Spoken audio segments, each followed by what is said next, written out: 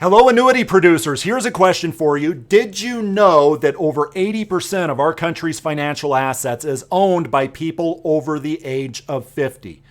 People over the age of 50 own over 80% of our country's financial assets. What is my point to all of this? My point is, although a 50-year-old has a long way to go, my point is eventually a huge amount of our country's wealth is going to be passed on to the next generation. And by the way, when I'm talking about financial assets, I'm talking about 401k plans. I'm talking about annuities, mutual funds, stocks, IRA plans. Here's a question for you.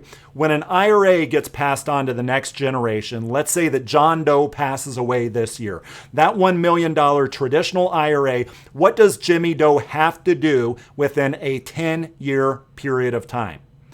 Jimmy Doe has to cash that out and pay taxes on it. For the most part, there are some exceptions to this, but because of the Secure Act that turned into law a few years ago, what needs to happen is the 10-year rule. That money needs to be cashed out. Jimmy Doe has to pay his taxes on that $1 million that has not been taxed. So here's the issue. The issue is, or was, and still is, a lot of carriers have said, we don't want to house that decedent IRA money. If death happens this year, and if Jimmy Doe wants to move that money from XYZ company over to us as a decedent IRA, he's got to pay taxes on it. We aren't going to take decedent IRA money because we don't want to be partially responsible for Jimmy Doe running afoul of that 10-year rule. As a result of this, many carriers, many annuity carriers will not take that $1 million that Jimmy Doe maybe does not need today, that wants that $1 million to grow between now